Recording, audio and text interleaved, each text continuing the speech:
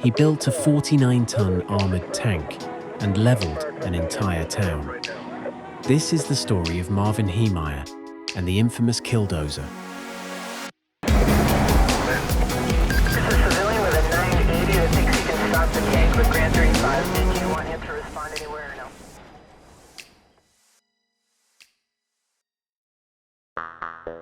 The 4th of June, 2004, a day that would mark one of the most bizarre and destructive events in small-town American history. In the quiet town of Granby, Colorado, population 2,200, one man declared war. But this wasn't a man with bombs or guns. He didn't storm City Hall or take hostages. He sealed himself into a custom-built, armored bulldozer and began leveling the town, building by building.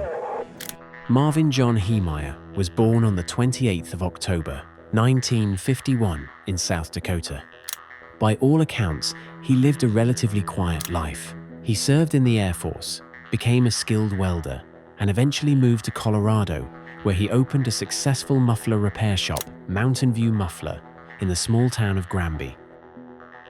People who knew him described Marvin as intelligent, mechanically gifted, and at times charismatic. He was known for his precision work and problem-solving ability. But Marvin also had a stubborn streak. Friends described him as someone who didn't take defeat easily. He held grudges, and he had little patience for bureaucracy. In the mid-1990s, Marvin purchased a 2-acre piece of land at auction for $42,000. The lot was located just outside Granby and was ideal for his muffler shop. It was a smart business move at least at first. Marvin's trouble began when the neighboring lot was bought by a company called Mountain Park Concrete. The company, owned by a man named Cody Dochev, wanted to build a concrete batch plant right next to Marvin's shop. The noise, dust, and traffic from cement trucks would, in Marvin's eyes, destroy his business.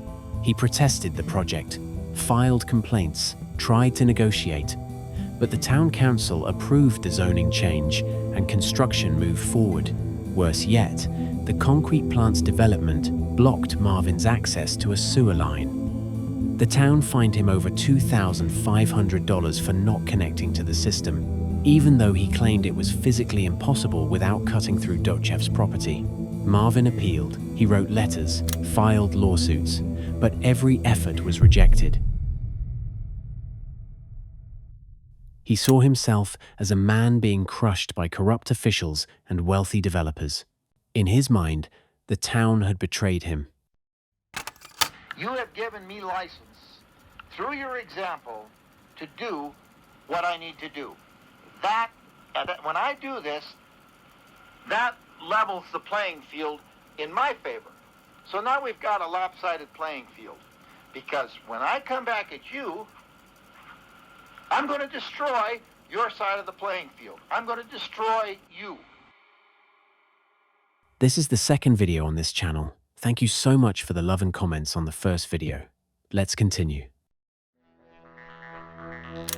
In 2003, Marvin bought a Komatsu bulldozer, a massive 49-ton machine used in heavy construction. But he wasn't planning to build anything. Over the next 18 months, in secret, inside a closed shed, Marvin began modifying the dozer into something entirely different. He added steel and concrete armor plating to the outside, some sections over a foot thick, reinforced with layers of quick-drying concrete between thick sheets of tool-grade steel. He installed multiple video cameras and LCD screens so he could see outside, each camera shielded by bulletproof glass and air nozzles to keep dust away.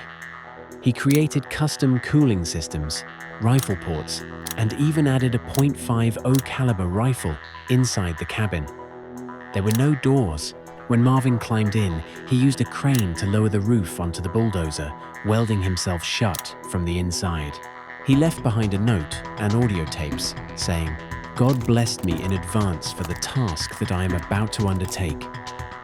On the morning of the 4th of June, 2004, Marvin Heemeyer climbed into his machine.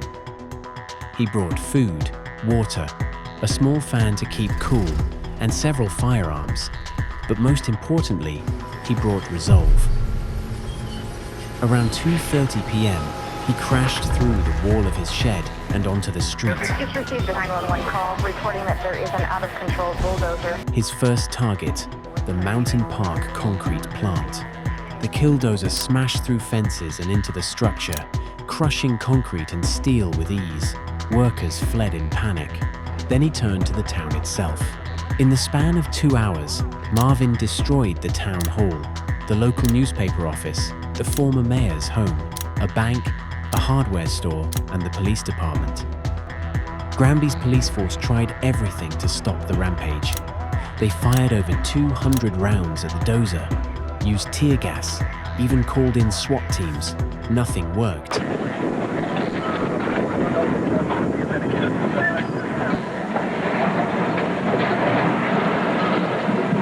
Brandstead on Road 3, and I've got a scraper in front of me. All cars uncut. Everything is for 7-Eleven.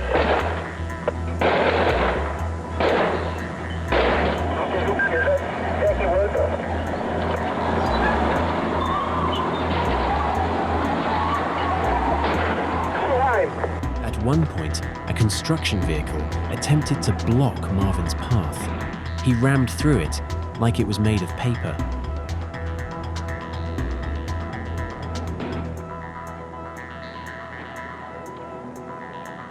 Eventually, after demolishing over a dozen buildings, Marvin made his way to Gamble's hardware store. But the floor wasn't built to support 49 tons of machinery. The dozer sank halfway into the basement and got stuck. He tried to free himself, rocking the machine back and forth, but it was no use. Moments later, inside the armored cab, Marvin Heemeyer took his own life with a handgun. It would take police several hours to cut through the armor and retrieve his body. The task was so difficult that they used blowtorches and small explosives to get in. The machine, now silent, had finally been stopped. In just under 2 hours, Marvin caused over $7 million in damage. 13 buildings were completely destroyed. Utility lines were severed. The town was shaken to its core, but incredibly, not a single other person was killed or seriously injured. Some say this was Marvin's plan, to destroy property, not lives. Others believe he simply got lucky. The bulldozer, nicknamed the Killdozer by the press, was eventually dismantled and scrapped. Officials worried it would become a shrine, but Marvin's story wouldn't fade. Today, Marvin Heemeyer has become a legend in some corners of the internet. To some, he is a folk hero man who stood up against corrupt government and big business, a symbol of resistance. To others, he was a dangerous extremist, a man who chose destruction over compromise, violence over dialogue. His audio tapes revealed a man who believed his mission was divinely inspired. He saw himself as a tool of justice used by God to punish those who had wronged him. In one recording, he said, "Sometimes reasonable men must do unreasonable things."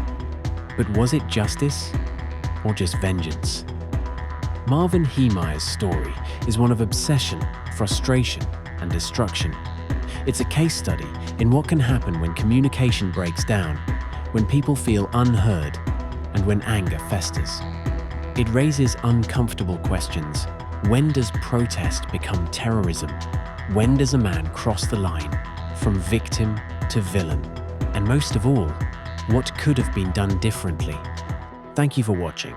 If you found this story compelling, please like, subscribe, and let me know what you think in the comments. Was Marvin Heemeyer a madman, a martyr, or something else entirely? Cheers.